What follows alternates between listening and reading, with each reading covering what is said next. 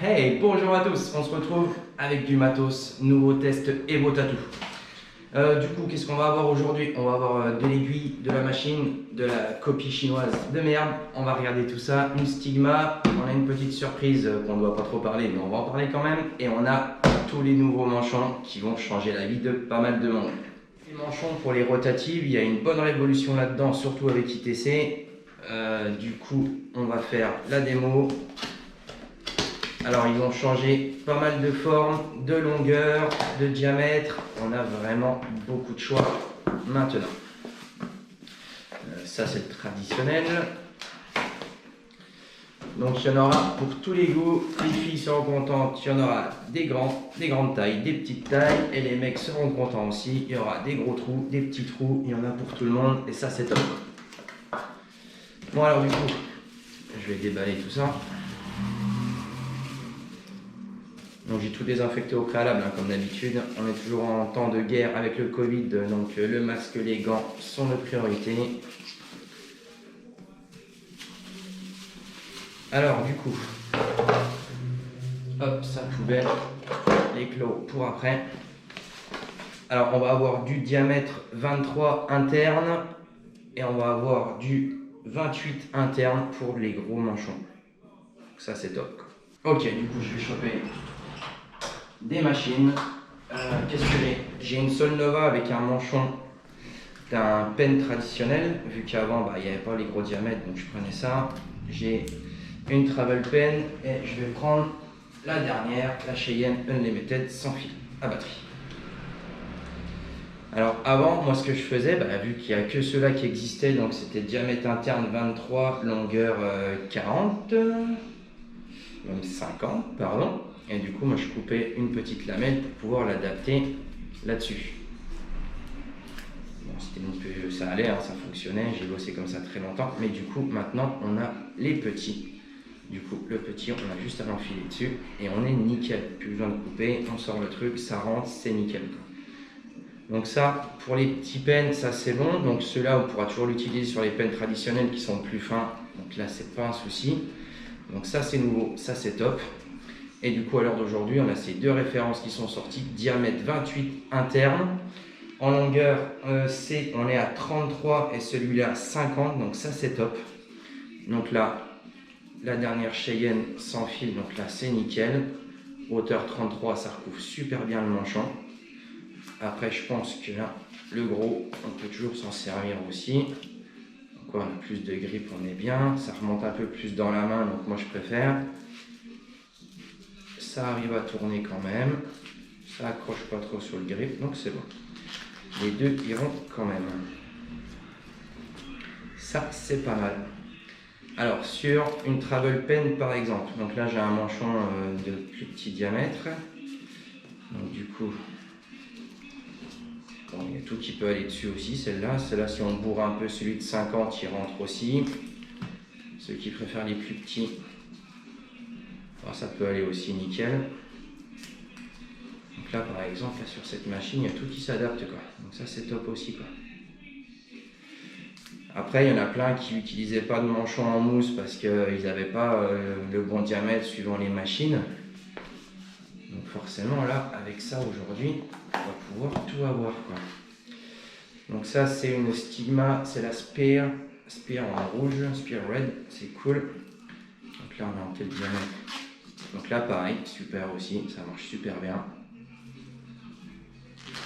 Donc là voilà, petite nouveauté avec un petit test Evo Tattoo. Bon, j'ai déjà bossé avec tous, hein.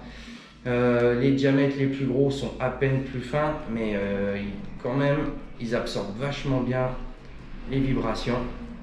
Les plus fins sont à peine plus épais, mais c'est vraiment, il faut vraiment avoir l'habitude pour sentir la différence. Et si vous ne connaissez pas ces produits, vous ne verrez pas la différence. Ça amortit super bien. On peut se crisper sur la machine, pareil, ça va être moelleux dessus. Du coup, on a moins de force, moins de vibrations dans les mains. Et franchement, moi, je conseille vraiment de bosser avec ça. Ça reste un bon produit. Ok, alors du coup, pour les manchons, on est bon. Donc, 3 nouvelles références.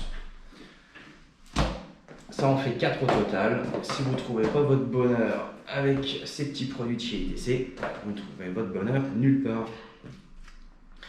Du coup, je vais mettre ça de côté, ça servira peut-être pour les conneries, on verra bien. Nouveauté machine. Bon, ça c'est pas une nouveauté. La Stigma Spear, ça c'est pas une nouveauté. La Cheyenne, bon, je suis encore en train de bosser avec. Travel Pen, je bosse avec aussi. Je suis super content aussi. Pareil, il y en a qui galèrent un peu avec le rotor à l'intérieur de la machine, quoi. Ce que vous faites, vous le serrez à fond, vous le descendez à fond, le petit truc là, et vous mettez votre manchon dessus. Vous avez 14 grippes. Et en fait, vous laissez faire votre manchon. Basta, vous prenez pas la tête. Moi, je me suis toujours pris la tête à essayer de régler là, mais ça va bouger quand vous mettez votre manchon. Donc vous serrez, vous le mettez au plus bas, vous mettez votre manchon, et après vous réglez avec vos clips. Pourquoi il y a un rotor dedans? Quand vous mettez votre aiguille elle sera toujours nickel au cadran. Peu importe quand vous tournez, c'est le rotor qui sert à garder l'aiguille droite. Comparé à la dernière Cheyenne, par exemple, une fois que vous mettez votre aiguille dedans, vous tournez la machine et du coup, et ben là, pour allumer la machine, vous ne tombez plus en face de l'aiguille. Donc on est tout le temps en train de tourner la machine pour arrêter la machine. Donc voilà, c'est encore un petit point positif pour la Travel, un petit point négatif pour la Cheyenne. Mais bon, à la longue, c'est vrai que c'est un peu chiant de chercher tout le temps son bouton pour arrêter la machine. Sur la Travel, vous avez juste à appuyer, basta, votre aiguille sera toujours nickel. Solnova, bon, c'est un peu vieux, on peut ranger. L'Aspire, je ferai une autre vidéo pour l'Aspire parce que je vais l'essayer. Et du coup, là, je suis à la boutique, j'ai plus de câble, j'ai plus d'alim, j'ai plus rien. Donc, j'essaierai ça à l'atelier et on fera une petite démo éventuellement sur une peau synthétique. Petite merdouille chinoise, histoire de délirer encore une fois, copie de la Xion. Donc là, ils ont appelé ça Rocket. Ça sort à même pas 50 balles, donc pareil, on va tester ça. Une belle copie, on verra ce que ça donne. Et si ça va pas, on l'éclatera comme d'habitude. Ça va être cool, ça fait longtemps que j'ai pas éclaté quelque chose. Et ça me manque un peu. Petite nouveauté qui sera bientôt disponible. Bon, j'ai pas le droit d'en parler, j'ai pas le droit de la montrer. Donc je l'ai toute habillée. Seul petit truc que je vais vous dire aujourd'hui, c'est que ça va être une bonne concurrence pour la Cheyenne. Parce qu'on a un accu aussi là-dedans. Hop là. Donc voilà, à suivre très prochainement pour un test. Dernière Cheyenne, pareil. On a une pile accu, même génération de pile. Donc une bonne petite surprise qui arrive. Et j'ai déjà tatoué avec et ça tatoue putain de bien. À suivre aussi. Allez, next. Donc ça fait beaucoup de machines à essayer tout ça. Pareil, hein, tout est désinfecté, je ne mettrai jamais rien dans ma déserte si c'est pas désinfecté. On pense toujours à ça aussi, quoi. Toutes les boîtes ont été désinfectées, on rigole pas avec l'hygiène. Tiens, oui c'est vrai, facture des grippes. Alors pour les rageux des prix. Les 24 sur manchon, oui c'est pareil parce que suivant le diamètre, la hauteur et tout, il y en aura plus ou moins dans les boîtes. Donc regardez bien ça sur la description du produit. En général, on tourne entre la boîte de 12 manchons pour les plus gros, elle est à 7 €. La boîte de 18, 10,80 en hors taxe. Boîte de 24, 14. Et la boîte de 36, on tombe à 21 €. Donc ça reste quand même très accessible. Et n'oubliez pas, c'est jetable à chaque tatou. Hein, on ne fait pas les cons non plus avec ça. Ok, on a encore reçu des Vertix. Pour moi, j'aime pas. Il y en a qui arrivent à bosser avec. Du coup, on a déjà fait un test là-dessus. Bon, ils en renvoient. Tant pis pour eux. Hein. On dira pas du bon si on pense que c'est pas bon. Bon, je vais quand même les utiliser pour faire la petite démo. Par contre, là, j'ai essayé ça. Ça s'appelle Black Claw. Et franchement, bonne surprise, quoi. Ça reste... packaging, il change un petit peu aussi. Pour la boîte recyclée. Pareil, là, au niveau des box, il n'y a rien de transparent. On dirait du papier compressé, carton comprimé. Pas forcément d'informations là-dessus. Ça tourne en bleu quand c'est stérilisé, donc on a un indicateur quand même de stérilité, donc ça c'est bien. Utilisé avant la date 2022, donc on est bon aussi. Moi j'ai testé les 5, donc les cartouches étaient, elles étaient rouges. Là je suis sur une Magnum en 9 à plat, elle est grise. On va prendre une liner en 3. Liner, en fait les liners doivent être toutes rouges. Donc ouais, bonne aiguille, bonne soudure. La membrane dedans, pareil, c'est une membrane 360 degrés. Un peu comme les Cheyenne. Donc c'est pour ça qu'elles ont pas mal de force aussi, quoi. Elles ont un grammage quand même relativement important. Donc quand on démonte, on a... Hop, impec. On a un petit guide, donc ça je vais mettre ça là. Une Vertix par exemple, en termes de grammes, on va être dans les 200-250, donc elles sont vraiment soft. Une Black Claw, donc là on sent vraiment qu'il y a de la watt là-dedans, donc là on est pratiquement à 300-350 grammes. Donc si vous aimez les aiguilles assez raides, elles ressemblent vraiment aux Cheyenne, les noires. Les blanches sont plus souples chez Cheyenne, donc celles-là il faut un peu de sauce pour les envoyer, quoi. Là, je vais voir ça aussi. Donc, une liner en 7, donc ouais, capsule rouge, donc c'est vraiment leur marque de fabrique. Donc là pareil, hein, je suis à pratiquement 400 grammes pour avoir une bonne sortie d'aiguille. Donc ouais, c'est de l'aiguille bien raide ça. Pour information, hop, on va prendre une quadron. Là je suis en liner en 5.